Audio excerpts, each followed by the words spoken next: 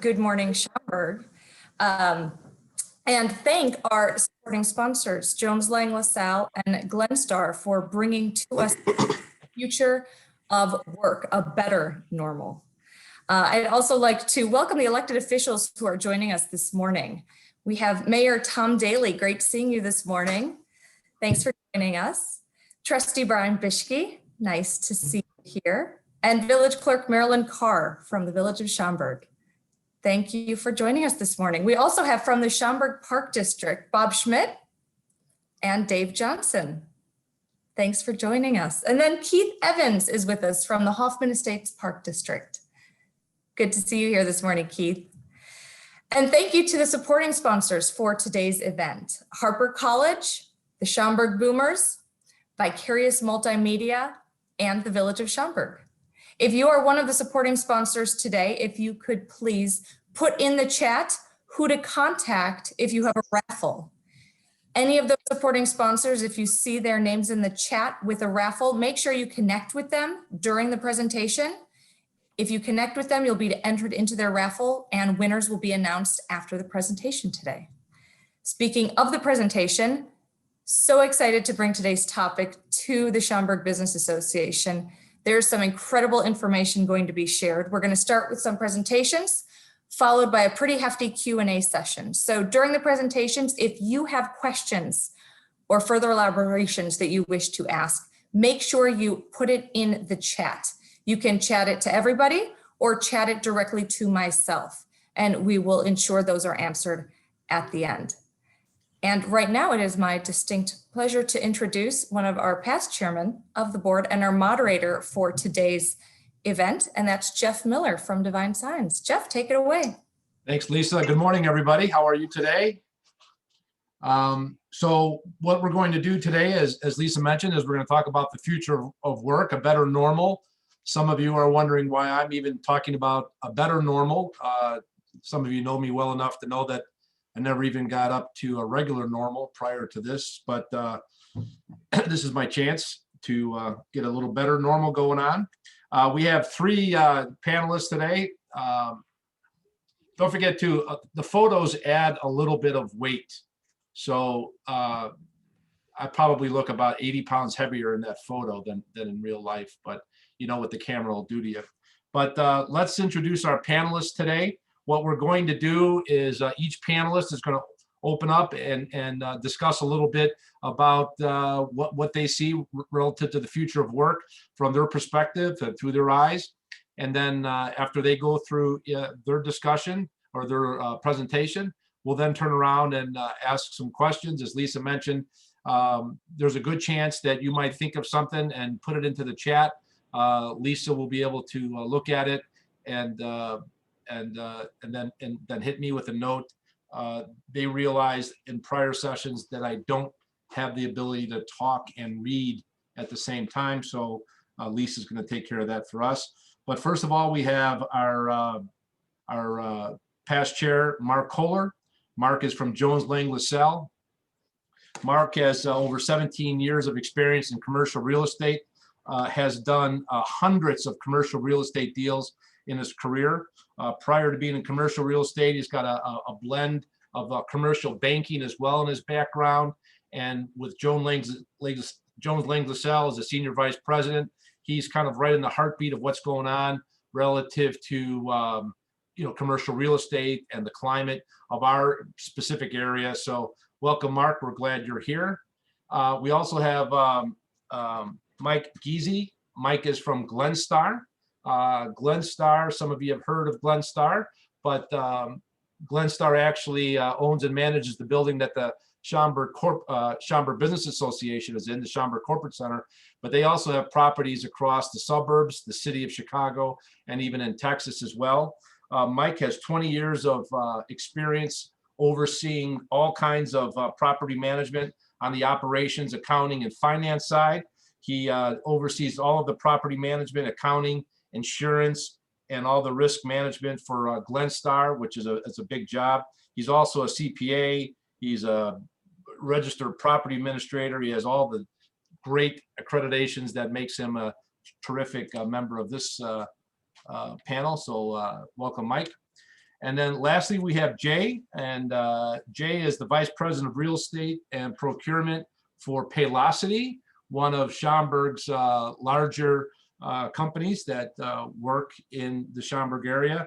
Jay joined in 2013 as the VP of Human Resources at Paylocity, and as you all know, was as Paylocity moved into what we call Zurich Towers on American Lane there, but now it's called the Schaumburg Tower, right? Somebody nod their head, right? Right? Yep.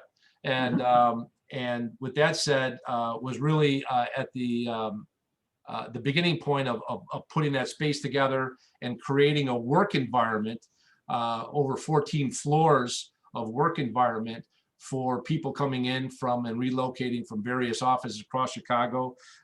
He's a leader when it comes to technology issues, as well as facility management and putting together the perfect platform. So welcome, Jay. We're glad you're here as well. And why don't we start off, and we'll go in the order of the slide. And Mark, why don't you share a little bit with us, relative to how you see things. Sounds good, Jeff. Thank you very much. So I'd say at a very high level, commercial real estate has changed a lot over the past year. And, at JLL, I feel like I've gone from a commercial real estate broker about a year ago to now it seems like it's more of a corporate real estate therapist in a lot of ways. And where that's going is that what we're doing is working with hundreds of companies locally, thousands nationally, and helping them to try and figure out what the future of work's going to look like and make sense of everything that's happened over the past 12 months. So in diving into some of the information I have here, what you're looking at right now is we wanted to kind of set the table as far as when everybody's asking, when are people going to start to come back in the office? If you're driving around these days around suburban Chicago, the good news is you're starting to see more and more traffic out in the on the roads these days. So people are definitely going somewhere, and it seems like they are starting to get back into the office as well, or into their workplaces. So this slide, what it shows you is historical data through February showing the office vacancy levels right around 15%. And what we expect to see is we're going to expect to see that climbing over the rest of the year towards a close to 80% occupancy by the end of the year. Something to think about with an occupancy levels though is that even prior to COVID, a corporate occupancy level within a workspace was normally 60 to 70% on a day-to-day basis. So pre-COVID, you're at 70% occupancy in your workplace. And so now what a lot of companies are trying to do is they're trying to figure out where that 70% goes. Does it go to 50%? Does it stay where it's at? Does it go a little higher? And that's what we're working through right now. Just to give you a little idea of where Chicago fits compared to the national, some other major cities, there's a company out there called Castle Systems.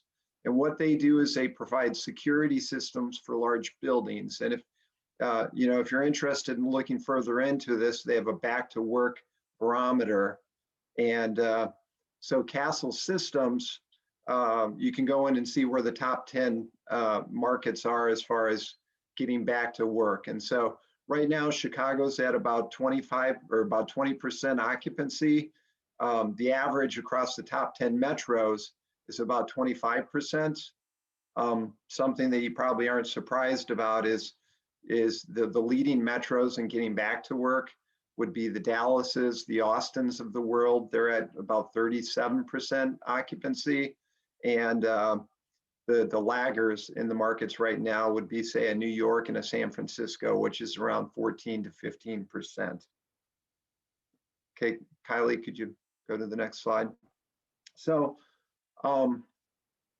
there's a lot of noise in the system about what's going to happen with back to work. And you can pretty much pick up a paper any day and you can see one of two things. You can see that the office is going to close forever, or you can see articles that support the office. And there's a lot of sensationalism behind what's happening in the market. And so, what we hope to do is start to put a little bit more methodology and help people to understand where other corporates are with going back to work. And so what you have here is a spectrum of where the corporates stand right now as far as, whether they're going to come back to the office and how much of that will be in the office. And to the left, you have the more office centric users. And so, no, okay. So back to the left. So what you have is, in the more office centric users, you have a Chase or a Wells Fargo, a lot of financials that say that they're going to be predominantly back in the office. Something that's interesting on the left is you have a Netflix that says they're going to be in office, what they say is 12 hours after the vaccine. So it's interesting that they're taking that kind of a position. And then what you also see is some moderates in the middle, the Googles, the Facebooks, where they say, yeah, we're going to be back in the office, but maybe it's not going to be 5 days a week back in the office. Maybe it's going to be 3 days back in the office. Something that we've seen with the Googles and the Facebooks of the world too, as well as over the past 12 months, they've actually been taking on space in some markets, some large chunks of space. So we're seeing some established companies that say that, the office space is still relevant and it's still going to be important moving forward. And then on the right side of the screen, you have some of the companies that say, hey, I'm going to try and go 100% work from home, and we're going to see how that goes. And, we think our workforces can, stand up with that. So this isn't the first time that the companies have gone with the work from home experiments to see how it works. A couple of years ago, you saw IBM and Yahoo that made stands probably about 10 years ago where they said, we're going to go 100% work from home, and we feel like our workforce is going to be able to sustain that. And what happened was probably 3 or 4 years into that experiment for both companies, they really realized that they were starting to lag their peers in performance. And so what they did is they went back and they said, hey, this work from home is not working for us. So in summary, what I think you're going to see out there in the market is you're going to see not necessarily a total shift away from the office, but what you're going to start to see is companies to say, hey, let's give my employees a little bit more flexibility so that maybe it's not a 9 to 5 Monday through Friday in the office, but maybe, it's 3 to 4 days in the office. Kylie? Okay. And so just jumping on from there, it's important to really say, okay, the work from home or the office, it's not as simple as to say, hey, I'm just going to have my employees work from home and then I'm going to be able to reduce my my workspace. So there's a lot more that's gone into the conversation, and you really have to start looking at innovation and culture and collaboration, productivity. There's a lot that companies are really trying to figure out how things are going to work in whatever new environment they're going to come back with. But so some of the trends that you're seeing right now in the marketplace with the people that we're talking to is, number one, most companies are holding off on major capital investments. So what they want to do is they want to kind of get the employees back in the office and then start to figure out what's right for their company. You're going to also see companies, when they bring people back, there's going to be a much more of a need for spacing within the organization and within the office space. And you're going to see a much bigger emphasis on employee wellness. You're going to see companies start to give more flexibility in work schedules moving forward. And then you're going to also see, probably as a later stage, if a work from home is starting to work a little bit better, what you're going to see is a little bit of a switch from the workplace from being a place where you're there, Monday through Friday, 9 to 5, to a place where you're coming in to collaborate. So what companies are looking at is they're saying, okay, well, maybe our workforce can spend a couple of days out of the week at home working on heads down work. And then when they go into the workplace, it's going to be a little bit different. It's going to be more meetings and more purposeful connections with the employees when they come back in the office. So Kylie, can you move forward? Okay, and so this, just to kind of wrap things up, this data right here is based on surveys we've been doing with both corporations and their employees to say, okay, what's important to workers coming back into the office, and some areas that are really important to the workers coming back in. It's well-being services, it's food health, it's health services, it's what they're going to start looking for is mobility solutions that allow them to work really. It's kind of a work from anywhere as a tagline that's been out there. So those are the kind of services that are going to be more important to employees coming back to the office. So to wrap things up, what you're going to see is companies are going to be willing to be more flexible with employees, and there's definitely going to be a change over the next 12 months in how people are working. The question is going to be is, how well the corporate structures hold up, and the culture and the communication holds up, as that starts to be implemented and as time goes on. As long as companies continue to see either what I would say is a similar or maybe a little bit better productivity, I think that this work from home and hybrid workplace is going to be around for a while. But if you start to see major declines in culture and employee connection and profitability, then I think you're going to see companies to start to bring people back into the office a little bit quicker. Well, thank you, Mark. Yep. That was great. And let's move right on to Mike Giese from Glenstar. Take it away, Mike. Great, thanks, Jeff. I thought it might make sense. We'll just do a little bit about what kind of we did as a firm early on, pivot to what we've been focused on recently, and then maybe look to the future.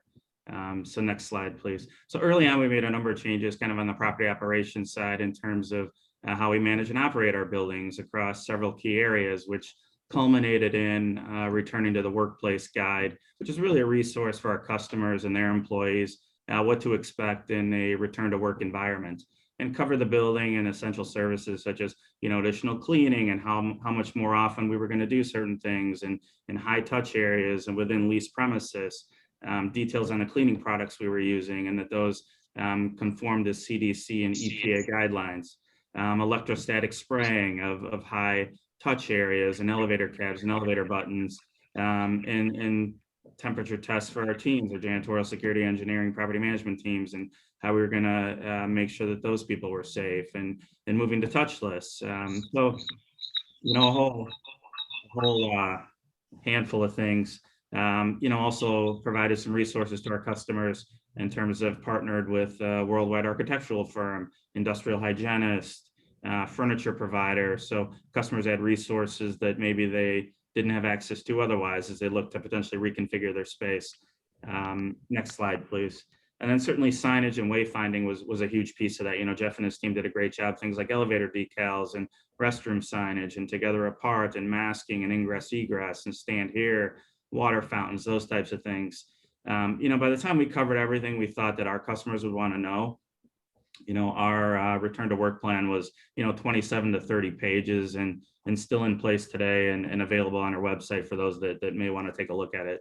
I think recently we've been focused on, not surprisingly, kind of more along the lines of continued health and wellness. Next slide, please. Outdoor space options, certainly more important today than before. Schaumburg Corporate Center is a great example, expansive grounds, 8,000 foot indoor outdoor tenant lounge space, plenty of room to be outside, collaborate, gather, but still remain apart and distanced. Fresh air. Certainly spent a lot more time around things like filtration. All of our projects in all of our buildings, we've upgraded filtration to hospital grade. MERV 13, we're taking in more fresh air, more outside air. We're running our systems longer, starting them up earlier before occupancy, running them later post occupancy outside of the standard lease hours, and also created a one-page kind of summary for our tenants that could potentially share with their employees, just in all the things that we've done specifically around filtration. Air quality, certainly more mindful on air quality today than ever before. Probably 3/4 of our properties, we've deployed indoor quality sensors in common areas. So conference centers, fitness centers, tenant lounges, game rooms, main lobbies, with the ability to monitor, 10 different indoor air quality metrics that are meaningful, and make adjustments to our building systems as we need to. And I think, longer term, potentially have the ability to provide that real-time indoor quality measurement data to not only tenants by dashboard, but potentially end user occupants. So tenant employees potentially, either through like our GlenStar Connect app or through a web portal, through a dashboard, could potentially check the air quality within the building at the same time they check the weather in the morning or their traffic route. Could also check the air quality in the common areas and could extend that to tenant lease premises, as well as at the granular level, private office space. So still working on some of those things, but actively have the sensor packages up and running at 3/4 of our buildings. We continue to invest in technology, right? Our GlenStar Connect app, Schaumburg Corporate Center, again, great example. We've got the ability of their customers there, and employees have the ability, should they choose to use it, to receive real-time updates on cleaning. So in terms of you may want to receive a push notification when the common area restroom on your floor was cleaned, or when if the fitness center was just cleaned, or when the elevators were last electrostatically sprayed, or the tenant lounge was cleaned. You can get real-time push notifications to end user employees that may find that desirable, and maybe that changes their behavior or gives them a certain comfort level in terms of their return to work. Just a couple other things. We're leveraging a couple third-party strategies. Well building as a health and safety program that's really a third-party validation of kind of all the things that we cover in our return to work plan, and many other operators do as well. Fitwell, pursuing Fitwell at a number of our buildings, really strategies to drive occupant health and wellness. And so I think, when we look to the future, I think, a couple of things, right, to Mark's slide earlier on kind of, tenant demand, right? Continued focus on occupant health and wellness and engagement at the employee level. And certainly, we think that focus on healthy buildings, whether it's indoor air quality, filtration, water quality, LEED certification, Fitwell, well building, all those things were important before, but we think they're even more important today. And as we move into the future, I think increased transparency. I think I know we, along with many others, JLL included, have been providing our customers with more data and more detail around cleaning products and cleaning frequencies and times of days that we're doing things. Air and water quality certainly fall into that basket. And then finally, health and well-being services. I think, through our GlenStar Connect and our tenant engagement programs, and we've always been really good about bringing people together and building a community within our projects and our office buildings. I think, easy to see that, and we're actively looking at it now, pivoting some of those events and activities to be more health and wellness and nutrition related. So things around nutrition and monitoring and testing and kind of health concierge, or health as an amenity. Fresh fruits and organic vegetables and those types of things that we would layer in to our kind of community program. I think, at the end of the day, the office has always been a place to strengthen connections and foster creativity and innovation. And we really feel like today, it's always been important, but arguably more important today than ever before. Hey, Mike, I'm not supposed to ask questions yet, but I'm going to ask one to you specifically. It sounds like a lot of the things that you're doing in your buildings, and I imagine other property owners are doing similar give or take. I mean, to me, that sounds like increased costs, right? And then I think the last thing you'd want to have at this point is higher rents, right? Or higher lease rates. How are you all looking at that? Is it more of a long-term play or increased costs? Gee, we want to make sure our space is still attractive. Yeah, it's a great question. And just real quick, I mean, for like kind of an order of magnitude, right? I mean, the cost of, I'll take Schaumburg Corporate Center, right? The order of magnitude on the sensor package and ongoing monitoring for, 5 or 6 or 8 sensors at Schaumburg Corporate Center that measure 10 indoor air quality attributes. It's less than 1% of the annual electricity spend at the asset. So I'm really de minimis in the grand scheme of things, given the overall expense profiles of the buildings. Great, thanks, Mike. All right, Jay. Jay from Paylocity, you have the floor. Go ahead.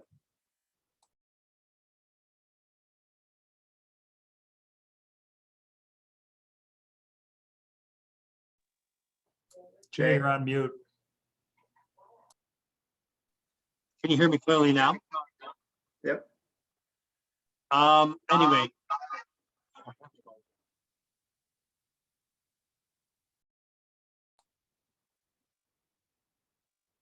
We lost you, Jay. Jennifer's got that sign she likes to hold up there. You're on mute. Okay, You're back. how's that? Okay, sorry about that, everybody. We've been having lots of problems with audio. Anyway, so the first and foremost, what I'd like to say about what Mark talked about at JLL is all the things that he was talking about with culture and the factors that are coming into play. When we looked at that list, we've gone through all the same things, and we're looking at all of it as well. And the same things that they're feeling across the country, we too are feeling. And then as I listen to Mike at Glenstar of all the things that they've had to do throughout their facilities, these are the same things that we did as well early on back in May, June timeframe to open up. So what I'm going to talk about now is what are the challenges going forward? And so, we had challenges clearly in the pandemic, which we're still in, and we're going to have issues coming out of the pandemic. Our offices have been open since June 1, and still to this day, we only have about 15% of our population that is back, even though our 4,000 employees clearly are having lockdown fatigue and wanting to come back, but there's a sense of uneasiness about coming back. You still have positivity cases across the US. They're coming down significantly, but they're still out there. And of course, there's going to be this polarizing topic of vaccination hesitancy.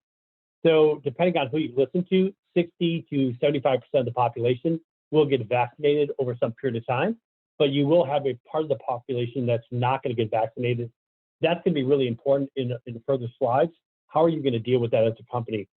And then ultimately, vaccination scheduling. So we've heard that by the end of May, we'll have enough vaccine on the market for everyone who wants to get vaccinated, but it'll still take months after that to actually get those people through the line and vaccinated twice. And so you're looking at really more the end of July, August timeframe before everybody who wants to get vaccinated can. And then just from a travel perspective, our employees are still not really traveling. Some of our salespeople are, but our general population is not.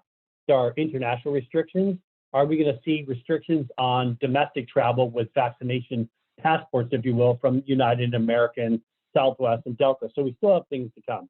All right, Kylie, next page. So, okay, your office is open. People are coming back. Can we mandate vaccinations? Should you mandate vaccinations? Mark talked a lot about culture. Clearly at Paylocity, we care a lot about our culture. We would never mandate vaccinations as an organization. We would have a part of the population who would reject it. And that might mean they move on to another company. Or if you just think about the first and foremost thing on the slide, legal considerations. There are going to be lawyers who are waiting for companies who are going to mandate vaccinations, and they're going to pounce. And so there are legal considerations at the state and local level. There's also then considerations around health. People are going to say that they do not get vaccinated by any vaccination, or that they have religious reasons for not getting vaccinated. What are the reasonable accommodations you can put in place for those people who do not want to be vaccinated and they want to work from the office, but they don't feel safe? Then you have all the employee relation issues. And a good example of this is going to be 10 people in your office get vaccinated. One person chooses not to. That person comes back. They get COVID. What do you do with the other 10 people? The one with COVID goes home and quarantines, but the other 10 people, do they stay working? Do they go home? The CDC has given initial guidance that it's relative or safe for them to stay in the office, but how long is the efficacy of that vaccine for, and when will that efficacy kind of wear off where they're not safe any longer? And then also HIPAA. As you're tracking people getting vaccinated or not getting vaccinated, is that a HIPAA violation?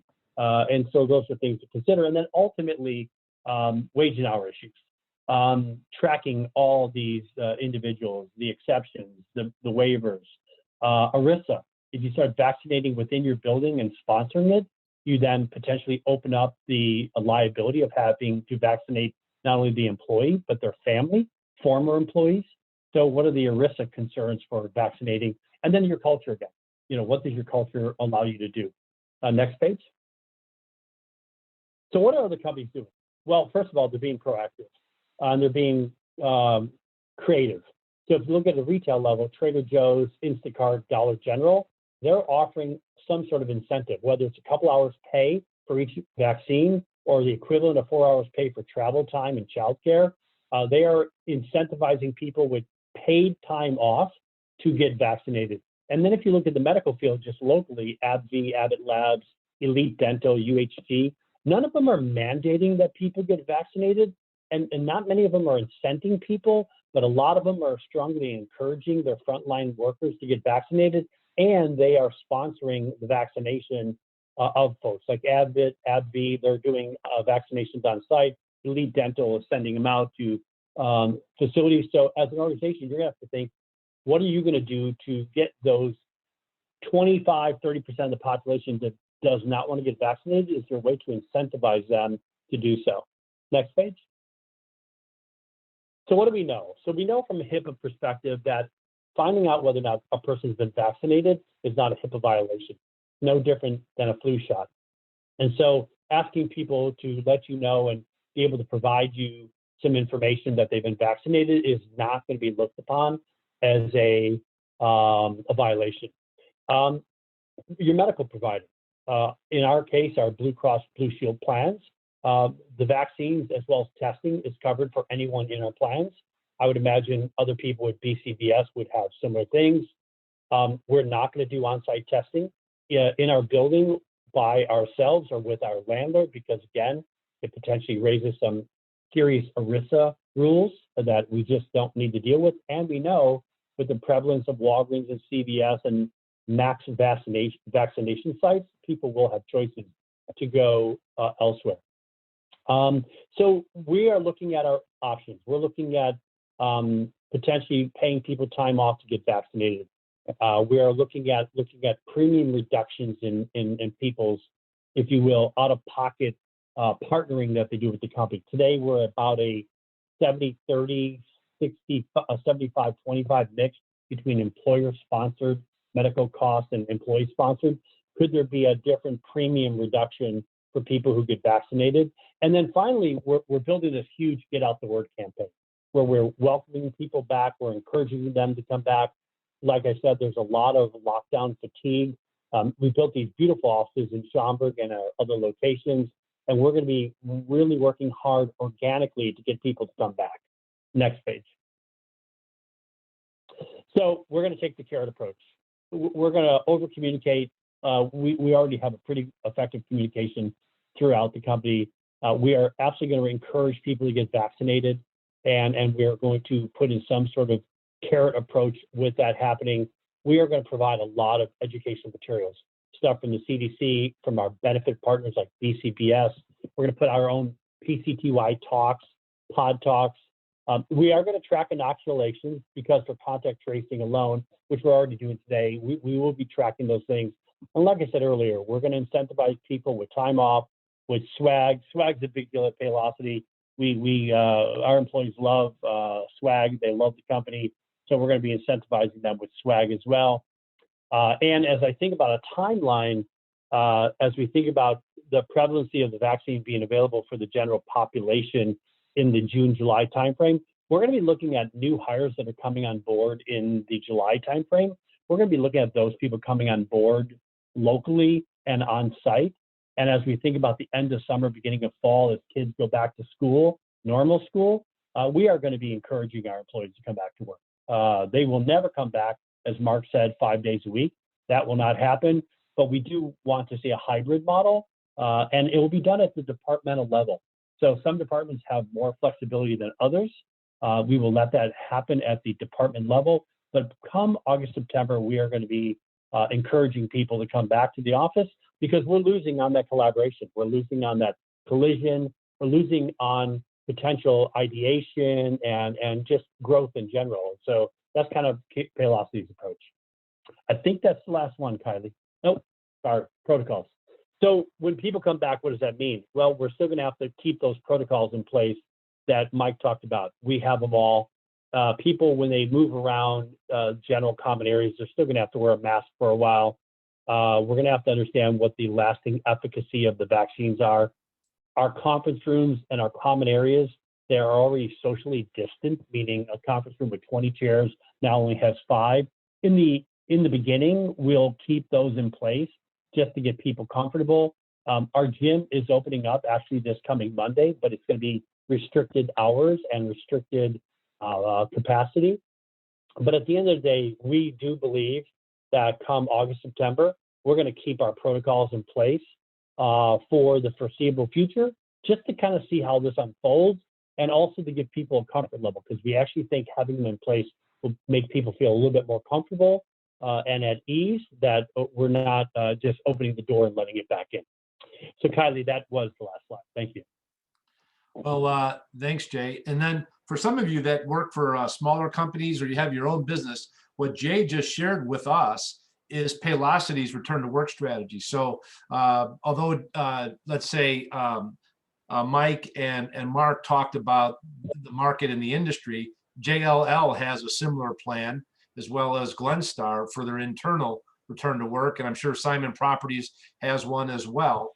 And it's interesting to see the various approaches, right? There's, and then, but I think most enlightening is when you take a look at like Jay's, all the things that need to be considered, you know what I mean? Yeah. So, And we're going to provide that document. And Jeff, we're going to provide that document to everybody. It's not the one that people just saw, it's the more comprehensive one, because a lot goes into it, no doubt. Yeah. Okay, let me ask the panel, and then we only have a few minutes left. So a nice quick answer. So let's fast forward a year from now. So we're at the spring of 2022, okay? Vaccines have been available for 15 months. Anybody who wanted to get vaccinated already did. Kids are back in school. All things considered, all things not considered. Tell us what you think we'll experience when we walk into a suburban building, maybe 10 floors or higher, or taller, you know, in the suburbs, and then maybe compare that to what maybe we'll see in the city of Chicago relative to what we are used to seeing versus. So basically, you're just going to tell us what you think. Sure. I can start here too as well. I think you're going to see a good amount of activity in the buildings by that time. I think you're going to see, you might not see the same level of activity that you saw beforehand, but you're going to see, I'd say 80% of that level. I think you're going to see people start to heading back downtown as well. Hopefully also with people staggering their work a little bit more, there might be a little bit less congestion on the roads too as well. Yeah. Yeah, I would agree. I think it's a pretty much return to normal. I think a lot of the signs and distancing signs and hand washing signs are down, drinking fountains are back up. I think, could there be cases where people, select people are still wearing masks? Yeah. Do I think there's going to be cases where, an elevator will open and 8 people will be on it and people will now decide not to get on and wait for the next one? Sure. Yeah. I think things like, food service, right? I could easily see more pre-packaged foods instead of salad bar stuff. And I just think just in general, people will be much more mindful of their personal health going forward. The only deviation I have from that is I think the statistics of number of people back is high. I don't think in the next year we're going to see more than 50 to 60% of the population ever back on any given day. With the hybrid situation, people are going to be picking what those days are. And even in the best of times, we never got over really 80% of the population on a given day. We're thinking we're going to see more like 50, 60% at max.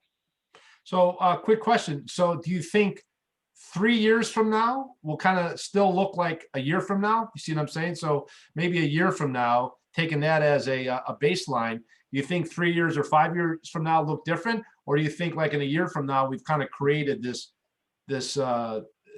new rhythm of work, hybrid, et cetera? Or do you think it devolves or evolves back to something? You see what I'm saying by that? Well, I think a little bit of it depends on how it works. So if you're starting to see, a year from now, 2 years from now, you start to see some companies suffer, and some companies that say, I've got this hybrid model and I'm just not able to compete. And other companies that say, hey, we're going to be in the office all the time and we're going to try and take market share, and things change. So as long as you're able to really operate efficiently and effectively going forward, and I think things could stay around for a while, but if that starts to break down, it could change. Yeah, my neighbor is a salesman for a printing company, and they still have, of course, their big warehouse and printing press, their plant, if you will, in Elk Grove Village. But they had a sales office. I think there was maybe a dozen of them or so. And they, the company, and it's a pretty good sized company, medium sized company. They permanently closed their sales office, quote, forever, whatever that means. But to your point, Mark, so of course they'll find out what that means relative to production, right? Mhm. Is there anything that obviously even before COVID, we were starting to see some vacant spaces, either in commercial buildings or retail spaces and so forth. Just have you heard about, or people floating ideas about some unique uses that are a little bit different than the standard use of a retail or commercial space? I don't know. It's just anything that you've heard out there. Well, so I'll jump in on this one too as well. It's industrial's kind of the biggest thing. So you're starting to see industrial backfill, and you're starting to see that happen in some of the big box malls. And industrial real estate is expected to gain probably about 1 billion square feet over the next couple of years, and so they're looking for places to put it. So that'd be the biggest deviation. So Mike, has anybody come to you and asked we'd like to set up a circus in your building, anything like that? Bring the elephants in, anything like that? In general, no. It's Class A commercial office, and that's where that's how we're set up. And I think for us, it's just continuing to work with our service providers, our food service teams, and try to get them through what's been a rough 12 months. Now, Jay, maybe starting with you. You touched on it a little bit, but then Mike and Mark chime in as well. As we mentioned, before COVID, and Paylocity, you're a great example of it. You with the cooperation of your property manager and landlord, really reworked that space, right, Jay, to match up to your demographic and your younger workforce. And I know Schaumburg Corporate Center has set up, all different types of amenities, not really catering to a guy my age, but, to the younger workforce. And it was based on collaboration and people coming in from the city and all that kind of thing. And it's all based on culture, right? Is that all out the window now, or? Boy, I would really hope not. As we took on the Zurich Tower, now the Schaumburg Tower, we took on 315,000 square feet. Ultimately, we did add a little bit more, and we built it out for our employees. And so within our building, we gutted every floor down to the bone and rebuilt them all. And we have about just shy of 100 different office huddle room collaboration spaces on those 15 floors. We have a lot of open space concepts.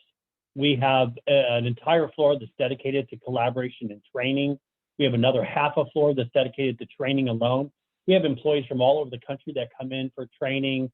And because of that, we've had to set up relationships with all the local hotels and restaurants for feeding and housing those people. And we built an incredibly interactive, technology-driven environment for those employees to have collisions and for them to be able to collaborate effectively. Long term, we would see staying at home to be a deficiency. There's a value in having people come into the office and seeing their friends and their colleagues and working with each other. Think about this one concept. Just like all of us here are in a meeting. Well, before this meeting starts, if it was live, we'd be meeting in the hallway, talking about different things that have nothing to do with this meeting, and it would kind of conjure up other discussions that need to happen. And then when this meeting ends, people would go back into the hallways and they would meet again and have further discussions on different topics. All those collision conversations are not occurring now. And we need those to happen because long-term, that will have an economic impact on the growth of the company. And so, yes, we are looking forward to bringing people back. We built an incredible environment. We have an incredible gym for our employees, cafeteria, open spaces, and we are going to work hard at bringing our people back to the building. And we're going to try to do as much of it as we can organically because that is our culture. Jeff, the only thing I would add is we've got plenty of amenities for you at Schaumburg Corporate Center. So, you know, cigar nights, whiskey tastings, putting tournaments, whatever you want, Jeff, we'll take care of you. I heard that cigars and whiskey are right up there with the vaccine, by the way. That's what I heard. In fact, Mark is the one who told me that, but that's been his approach to that. So one of the things that we've been hearing about, and I know, Jay, you had it as a bullet on one of your slides, is the work from home model. For many people, you know, you have an inability to detach then from work, right? And it's creating a whole set of work-related issues that never were really in the marketplace. Are companies kind of staffing up or gearing up to take a look at the psychological impact of 24/7 work? You know, it's a great question. And then there's going to be the legal considerations about when does work start and stop. Think about all the hourly employees who work in offices who historically have never worked from home because they were, you know, non-exempt workforce. You could imagine that coming out of this, people are going to be saying, I work this many hours more. Or when you start having your home email blended with your work email and your work and home environment are all one and the same, you can imagine it's going to create lots of issues. Not to mention, you're going to have some legal issues. I could see in the future employees demanding wages for all the time that they work that wasn't registered or monitored during the COVID pandemic. And so as an organization, if you're going to continue to have non-exempt employees working from home, you're going to have to come up with more clever ways to make sure that they turn on and they turn off and they don't kind of violate outside of those hours. Yeah. Yeah. The other thing we all want to remember here is that there are millions, and then of course in the Schaumburg area, thousands and thousands of people that want to come back to work and serve you in hotels, restaurants, and other service industries. And they never had the privilege of an office as well. So I think one of the things that we could all do is just go out to eat at restaurants. That's my personal commitment. I'm going to eat more at restaurants. And I'm personally going to stimulate the economy myself, and who else could join me? But do remember that thousands of employees that just want to get back to work. You know, just think about when the Renaissance Convention Center, when they have a big show, the hundreds and hundreds of people it takes to put on those giant shows and all that. They're all excited to go back to work. So this has been great. The information is. For some reason, I'm a little bit encouraged and I'm excited, you know, about the things to come. You know, there's a lot of corners to turn, but I think we're starting to turn some of the big ones. So thank you very much to Mark and to Mike and to Jay. We appreciate everything. And at this point, I want to turn it back over to you, Lisa. Well, and thank you, Jeff, very much. This is some great information, and I agree, pretty optimistic. I also wanted to give the opportunity to thank some of our supporting sponsors and give them a quick opportunity to speak. I think first up we have Harper College. Amy, are you on the call? I didn't see her just now, but Harper, one of our nation's premier community college right here in the Northwest suburb. It is the largest, also serving more than 35,000 students. Lots of great partnerships to four-year colleges from Harper as well. Then Schaumburg Boomers, talk about perfect timing. Michael, do you want to say a few words about the season coming up? Hello. We open on May 27th, full 96 game season. Looking forward to getting back out there. Currently operating under Illinois rules of 20% occupancy, but our ballpark is huge, so that actually still is quite a few people. But hoping to open up further. So since we're talking about employees coming back, if you want to, bring your employees out to a baseball game, we have tons of packages, some that we custom made for smaller based spaces, private rooms, things like that for this year that are going to be a great fit. So there's a start. And then, do I give away a prize? Yes, I understand you have a great raffle. Yes, 4 tickets to opening day, May 27th with fireworks. I had Gabriella from Glenstar. So I'll shoot an email. Congratulations, Michael. Looking forward to seeing you in person in the stadium for baseball in a few weeks, month or so. Also wanted to thank Vicarious Multimedia. Melanie, do you want to take the stage for a few? Sure. Good morning, everybody. For those who I haven't had a chance to meet yet, I'm Melanie from Vicarious Multimedia. We're a full-service communications firm. We help our clients to connect with and deliver messages to their target audience or demographic. We work through a wide range of channels, including websites, social media, public relations, public information campaigns, social media, and video. Today, I'm really late on putting this in the chat, but we are giving away a $100 gift certificate to Relish Catering. For those of you who haven't experienced it yet, Relish Catering Kitchen is a from-scratch, full-service caterer in Schaumburg. They can cater any type of event, corporate or private. They're also providing COVID-safe options, including boxed lunches and individually packed items. So again, we're giving a $100 gift certificate away, and please chat me and I'll pick you in a second. All right, Melanie, we'll come right back to you. Sounds good. Winner. Thanks for supporting local also with Relish Catering. That's great to see. Next supporting sponsor, Village of Schaumburg. Matt Frank, would you like to give an update? Sure. Yeah, appreciate the great presentation from the gentleman. Obviously, a lot of optimism and returning safely to work. That has led right into some of our recent news. So Glenn started a great job of getting Road Ranger to relocate their headquarters to Schaumburg. So very excited about that.